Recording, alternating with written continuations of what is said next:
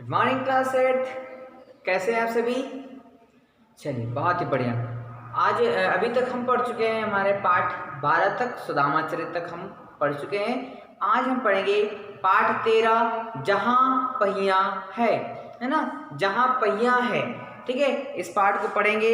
इस पाठ को लिखा है पी साईनाथ ने, है ना, इसके लेखक है पी साईनाथ। चलिए पाठ शुरू करने से पहले से थोड़ा सा हम देखते हैं इस पाठ की भूमिका क्या है ना। इस पाठ का सीधा सीधा उद्देश्य हम समझ पा रहे हैं कि जहां पहिया है। अब पहिया मतलब होता है प्रगति का प्रतीक, है ना, प्रगति का प्रतीक, आगे बढ़ने का प्रतीक होता है पहिया। तो यहाँ पर इस पाठ में भी कहीं ना कहीं एक ऐसा वर्ग सामने आया है जिसको आगे बढ़ने की बहुत ज़्यादा ज़रूरत थी और उसने स्वयं से अपने रास्ते निकालना शुरू कर दिया। स्वयं ही उसने परिस्थितियों से लड़ने का जुनून अपने अंदर पैदा कर लिया, है ना। तो हम देखेंगे इस पाठ में कि भारत के तमिलनाडु राज्य में एक जिला है ना, पुडुकोट्टई। ठीक है, एक जिला है पुडुकोट्टई, ठीक है, जो कि तमिलनाडु का एक जिला है। यह जिला बहुत ही गरीब क्षेत्र में आता है। यह जिला बहुत ही आर्थिक स्थिति से कमजोर क्षेत्रों में यह आता है ना। एक गरीब एवं पिछड़ा वर्ग जिला पुडुकोट्टई महिलाओं ने अपनी स्वाधीनता, गतिशीलता एवं सक्षमता को अभिव्यक्त करने के लिए साइकिल चलाने को प्रतीक के रूप में देखा है ना। अब उस जिले की स्थिति बहुत ही दयनीय है, बहुत गरीब जिला है। वहाँ की महिलाओं ने सोचा, वहाँ की महिलाओं ने प्रण लिया कि हमें अपने आप को स्वाधीन करना है, हमें अपने आप को आज़ाद करना है। किन चीज़ों से आज़ाद करना है? वहाँ की परंपराओं से, वहाँ के रीति रिवाजों से, वहाँ की कुपोषित विचारधारा से, है ना, वहाँ के आडंबरों से हमें अब अपने आप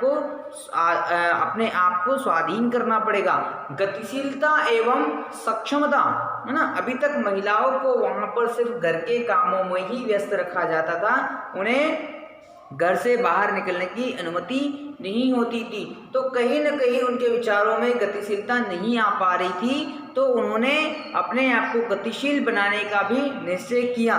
सक्षमता, है ना, स्वयं को सक्षम बनाने की कोशिश करने लगी, है ना। सक्षम मतलब स्वयं के रोजगार ढूंढने के उन्होंने प्रयास करने शुरू कर दिए।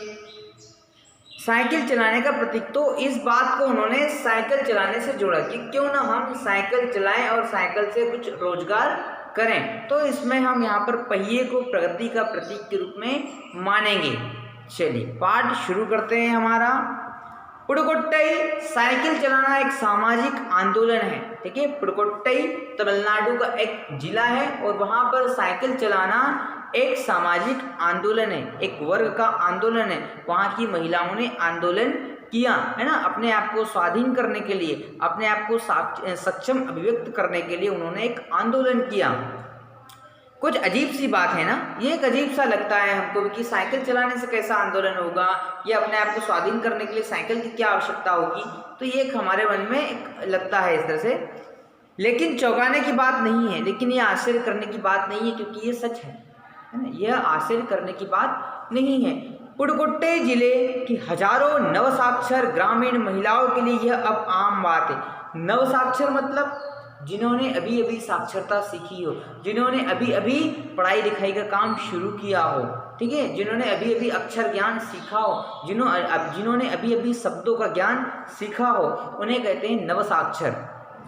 नवसाक्षर ग्रामीण महिलाओं के लिए यह अब आम बात है। सरकार के द्वारा एक योजना चलाई गई है ना, कि उसमें जितने भी अनपढ़ लोग हैं, जो वयस्क हैं, जो बड़े हो चुके हैं, बूढ़े हो चुके हैं, उनको भी साक्षर किया जाए, उनको भी पढ़ाने लिखाने का काम किया जाए। तो प्रौढ़ शिक्षा से संबंधित एक योजना लाई गई कि सभी को पढ़ने का अधिकार दिया जाए। तो उसमें महिलाएं अब अपने घर बैठ करके पढ़ाई लिखाई का काम करने लगी।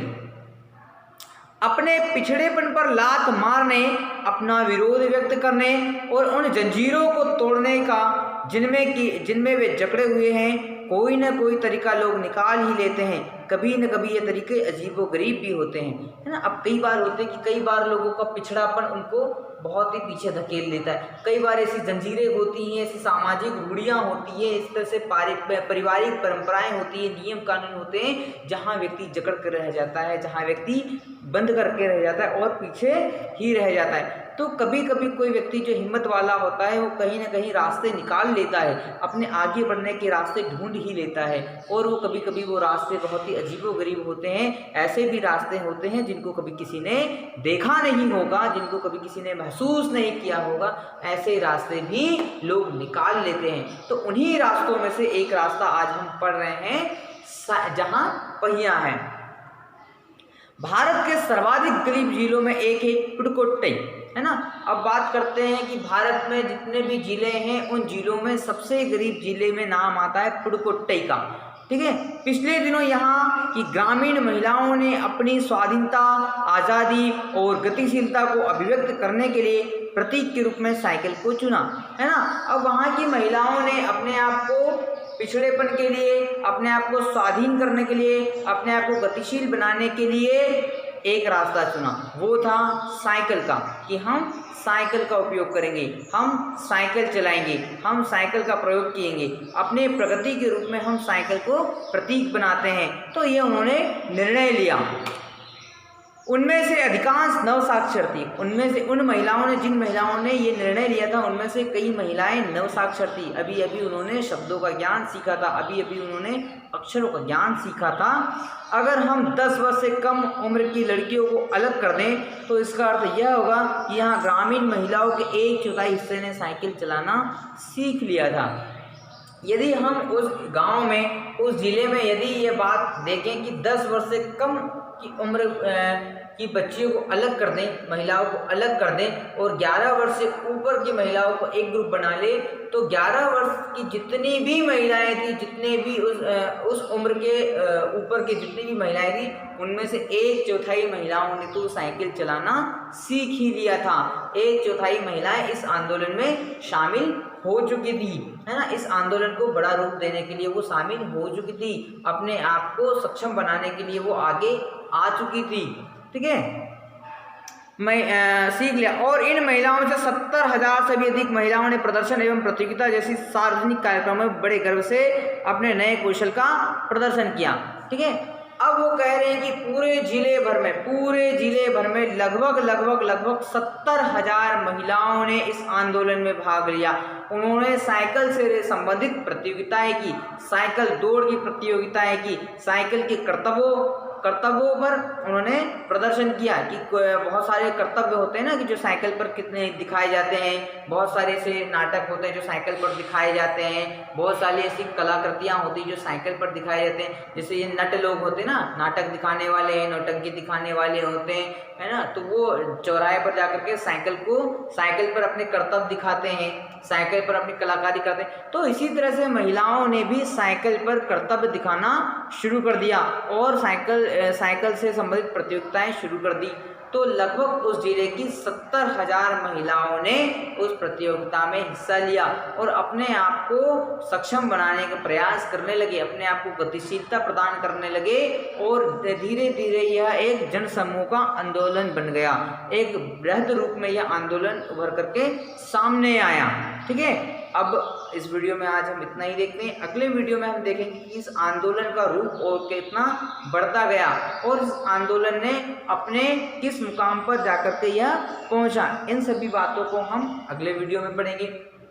तब तक आप इस पाठ को पढ़िए और समझिए और जानकारी जुटाइए कि पुडुकोट्टई जिला जो है वो किन क्षेत्रों में पीछे था और किन क्षेत्रों में पीछे हट करके वो आगे बढ़ने लगा, है ना। तो नेट से जानकारी लीजिए या अपने किसी बड़े से या किसी किताबों से जानकारी लीजिए कि पुडुकोट्टई जिले की स्थिति क्या थी उस समय और आज की स्थिति में पुडुकोट्टई जिले की स्थिति क्या है, ठीक है।